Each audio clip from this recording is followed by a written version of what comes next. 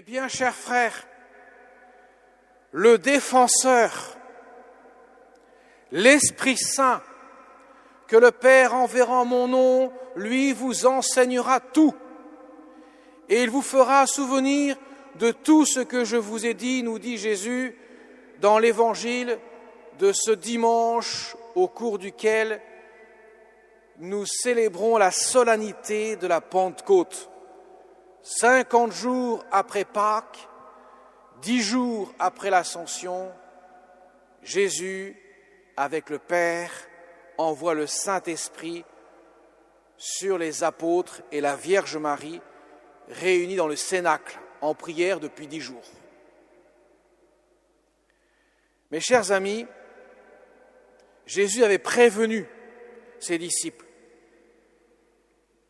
Si je ne pars pas, si je ne quitte pas physiquement cette terre, je ne pourrai pas vous envoyer le défenseur, le paraclet, le Saint-Esprit.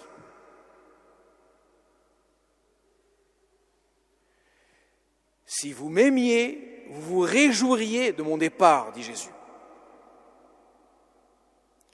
Effectivement, si Jésus n'envoie pas le Saint-Esprit, sa mission aurait été un échec complet. Pour 2 raisons. La première, c'est que sans le Saint-Esprit, Jésus ne peut pas appliquer les mérites de sa passion pour nous sauver. C'est le Saint-Esprit dans les sacrements qui nous donne les grâces qui découlent de la croix et qui nous sauvent. L'Esprit Saint donc fait partie intégrante de la mission du salut des hommes. Bien que le Fils soit le Sauveur, le Rédempteur, l'Esprit Saint est celui qui sanctifie, celui qui rend saint, autrement dit celui qui applique les mérites de la passion du Christ. Voilà pourquoi Jésus dit « Il faut que je parte », car il ne peut l'envoyer que du ciel, sa mission terrestre s'achevant, celle de l'Esprit Saint commencera. La seconde raison, c'est que nous ne pouvons même pas dire « Abba, Père » si nous n'avons pas l'Esprit Saint en nous. Nous ne pouvons même pas prier si nous n'avons pas l'Esprit Saint. Nous ne pouvons même pas avoir la foi sans le Saint-Esprit. Car la foi n'est pas le fruit de mon intelligence, de la production de mon intelligence. Ce n'est pas le fruit de ma réflexion personnelle. La foi est un don de Dieu. Autrement dit, un don qui vient de l'action de l'Esprit Saint. D'ailleurs, la seconde lecture que nous avons entendue dans l'épître de saint Paul, apôtre aux Romains, est assez claire à ce niveau-là. Vous avez reçu un esprit, l'Esprit Saint, qui fait de vous des fils. Celui qui n'a pas l'Esprit du Christ ne lui appartient pas. C'est l'Esprit qui nous fait vivre et qui nous fait devenir des justes, dit saint Paul.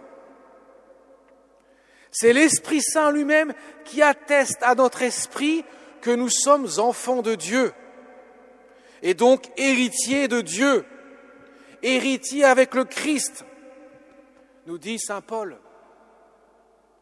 Autrement dit, mes chers amis, nous qui sommes réunis ce matin dans cette abbatiale, qui avons la foi, c'est que l'Esprit Saint est venu en nous. Sans l'Esprit Saint, nous ne serions pas là. Donc vous pouvez concevoir que la Pentecôte est un événement absolument extraordinaire, qui va changer beaucoup de choses. Les apôtres, investis de leur fonction par le don de l'Esprit Saint, vont être absolument transformés, transfigurés dans leur cœur et dans leur esprit, de sorte, poltrons, trouillards, peureux qu'ils étaient, vont devenir d'un courage jusqu'à offrir leur vie en sacrifice, d'un courage absolument extraordinaire. Ils vont parcourir le pourtour de la Méditerranée, autrement dit à l'époque la terre entière, jusqu'à Rome, qui était le bout du monde de l'époque, pour annoncer le Christ. Car Jésus leur avait dit, ce n'est pas vous qui parlerez, c'est mon Père qui parlera en vous, par l'action de l'Esprit Saint. Donc l'Esprit Saint est absolument nécessaire et il opère un changement tellement radical que le jour même de la Pentecôte, nous dit les Actes des Apôtres, autrement dit Saint Luc, quand les apôtres vont sortir du cénacle, là ils seront vraiment investis dans la fonction d'apôtres. Ils vont annoncer la bonne nouvelle du Christ ressuscité, dans leur propre langue évidemment, mais tous ceux qui étaient là, nombreux étaient les étrangers à présent à Jérusalem, vont entendre la bonne nouvelle dans leur propre langue maternelle. Ils vont en être étonnés. Comment se fait-il que nous entendons les merveilles de Dieu dans notre propre langue maternelle par des gens qui ne la parlent pas? Et ce jour-là, nous dit Saint Luc, environ 3000 personnes se convertiront. Le rendement est excellent. Extraordinaire, 3000 personnes. C'est pour vous dire que le changement est radical. Et à ce moment-là, l'Église va commencer réellement sa mission. Elle est née du cœur ouvert de Jésus sur le bois de la croix et elle commence sa mission le jour de la Pentecôte. C'est le rouge feu de l'Esprit Saint. Voilà pourquoi les ornements sont rouges aujourd'hui.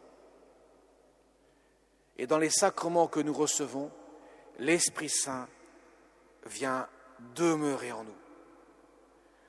D'ailleurs, Jésus le dit bien, si vous m'aimez, le Père et moi, nous viendrons demeurer en vous, car vous ouvrirez ainsi votre cœur à l'action de l'Esprit Saint qui fera de votre cœur une demeure. Alors on peut se demander, tout ça c'est très beau, mais comment concrètement progresser dans le chemin de la sainteté, cette vocation à laquelle nous sommes tous appelés, car au ciel il n'y a que des saints. Ça veut dire que Dieu nous sanctifie. Comment nous pouvons-nous progresser dans ce cheminement spirituel? Jésus nous a dit une chose. Il nous a laissé un commandement. Il dit, je vous laisse un commandement nouveau. Il n'est pas nouveau en tant que tel. Aimez-vous les uns les autres. Ça faisait partie même de l'Ancien Testament, il faut apprendre à s'aimer. Dieu nous appelle à l'amour, toujours. Mais il est nouveau en ce sens, comme moi je vous ai aimé sur le bois de la croix. J'ai donné ma vie pour vous. Donnez aussi votre vie. C'est comme cela aimer.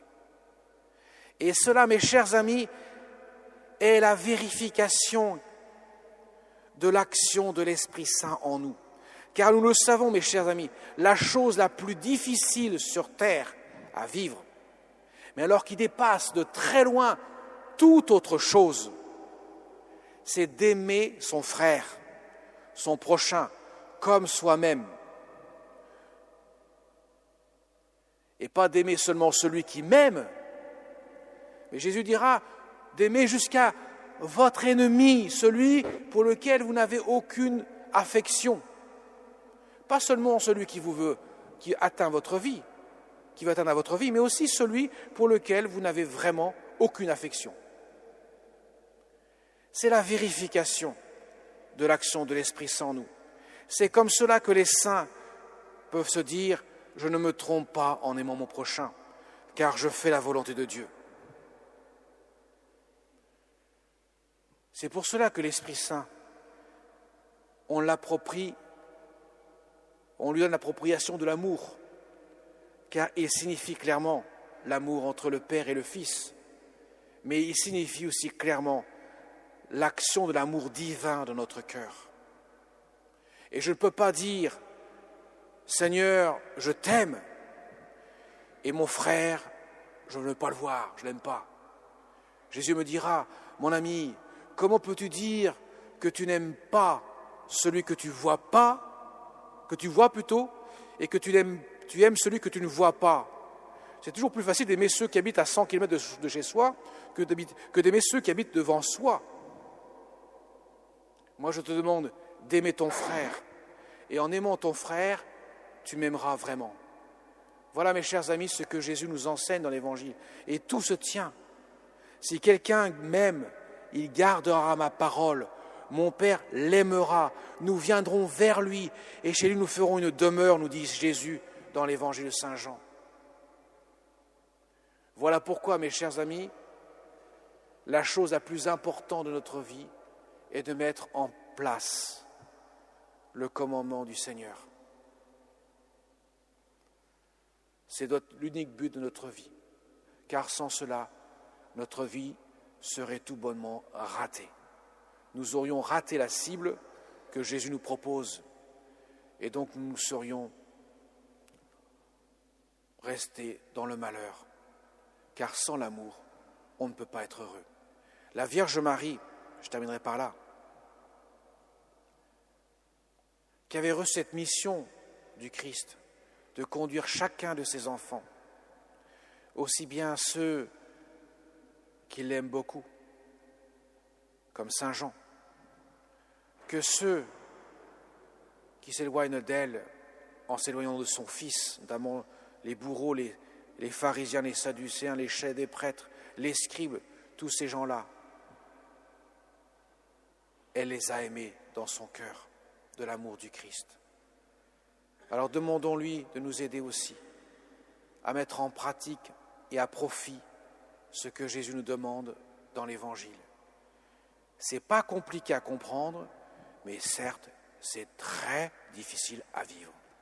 On en convient, cependant, la grâce est donnée à celui qui veut la recevoir. Amen.